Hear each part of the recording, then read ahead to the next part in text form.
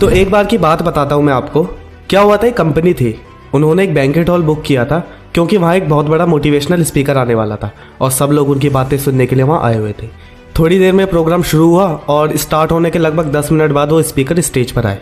Entry लेते ही उन्होंने announce कर दिया कि आज अगर आपने मेरी बातों को ध्यान से सुन लिया और समझ लिया तो इस कमरे के बाहर निकलने से पहले मैं आपकी पूरी लाइफ चेंज कर दूंगा, ठीक है।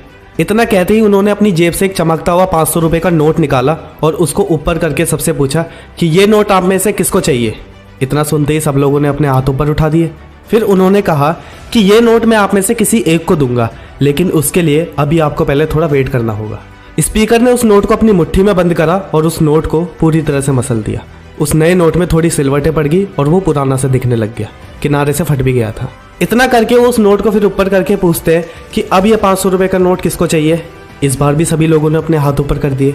उन्होंने फिर एक बॉक्स से थोड़ी सी मिट्टी निकाली जो वो ऑलरेडी लेकर आए थे। उस नोट पर उन्होंने उस पूरी मिट्टी को डाल दिया और उसको पूरी तरह से उसमें मिला दिया। इस बार नोट की हालत पहले से भी ज़्यादा खराब हो गई। अब फिर उन्होंने पूछा कि अब ये नोट किसको चाहिए। इस बार भी सबने हाथ ऊपर उठा दिए। एक आखिरी ट्राई उन्होंने और किया। उन्होंने टेबल पर रखा चाय का कप उठाया और उस चाय को नोट पर डाल दिया। इस बार नोट की हालत पूरी तरह से खराब हो गई। अब उन्होंने लास्ट टाइम सबसे पूछा कि अब ये नोट किसको चाहिए। हैरानी की बात, इस बार भी सबने हाथ ऊपर उठा दिए। फिर उस स्पीकर ने सबको बताया कि ये नोट गंदा हो गया था, इस पर सिलवटें आ गई थी, मिट्टी में घुल गया था और तो और चाय भी इस पर गिर गई थी, पर फिर भी इस नोट ने अपनी वैल्यू नहीं खोई थी। ये पहले भी 500 रुपये का नोट था और बाद में भी 500 रुपये का नोट ही बना रहा। हमारी लाइफ भी ठीक वैसी ही है। हमें भी जिंदगी में कई बार बड़े बड़े झटके लगते हैं ना। कभी एग्जाम में फेल हो जाते हैं, कभी इंटरव्यू में हमारा सिलेक्शन नहीं हो पाता, कभी उस लड़की से शादी नहीं हो पाती जिससे हम सच्चा प्यार करते हैं दिल से। जब हमारा बुरा समय चल रहा होता है ना और जब हम उस सिचुएशन का सामना कर रहे होते हैं तो उस टाइम के दौरान हमें लगता है कि नहीं यार, हम शायद इस सक्सेस के लायक ही नहीं है। हम किसी दूसरे को खुद से ज़्यादा बेटर मानने लग जाते हैं क्योंकि अपनी वैल्यू पर तो हमें यकीन होना ही बंद हो जाता है। एक बात हमेशा याद रखना, इससे कोई फर्क नहीं पड़ता कि आपने कितनी बार किसी परेशानी का सामना किया है या आप लाइफ में कितनी बार फेल हुए हो। आपकी वैल्यू हमेशा वही रहेगी जो आप अपने लिए बना कर रखोगे। ओम शांति ओम मूवी देखी है ना सबने। एक डायलॉग था उसमें कि अगर किसी चीज़ को तुम दिल से चाहो तो पूरी कायनात उसे तुमसे मिलाने की कोशिश में लग जाती है। फैक्ट बताऊं, ये सिर्फ ना एक डायलॉग नहीं है, ऐसा रियलिटी में होता है दोस्तों। बहुत सारे ऑथर्स ने अपनी बुक्स में इसका जिक्र भी किया है कि जब हम किसी चीज़ को लगातार दिल से मांगने लग जाते हैं तो आसपास हमारे ऐसे कण पैदा होने लग जाते हैं जो उस चीज़ को हमसे मिलाने में अपना पूरा एफर्ट लगा देते हैं। अब ये चीज़ दोनों केसेस में अप्लाई होती है, पॉजिटिव थॉट्स में भी और नेगेटिव थॉट्स में भी।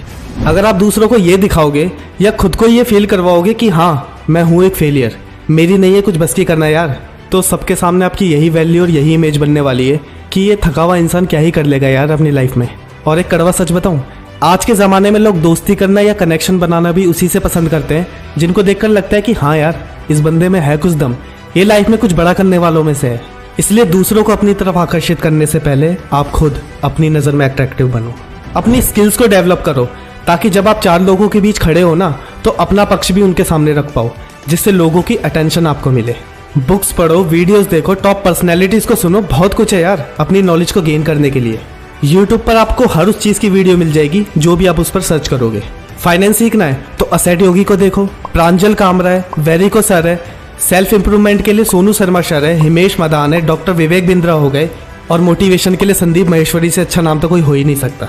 सब कुछ अवेलेबल है यार इस दुनिया में, ढूंढो तो सही, थोड़ा एफर्ट तो लगाओ यार अपना।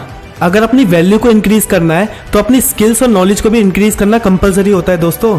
अब तुम तैयार हो इस दुनिया को दिखाने के लिए कि तुम कुछ देर तक थक जरूर गए थे पर अंदर से टूटे नहीं थे। बाउंस बैक करो अब दोबारा और दिखा दो इस दुनिया को अपनी असली वैल्यू।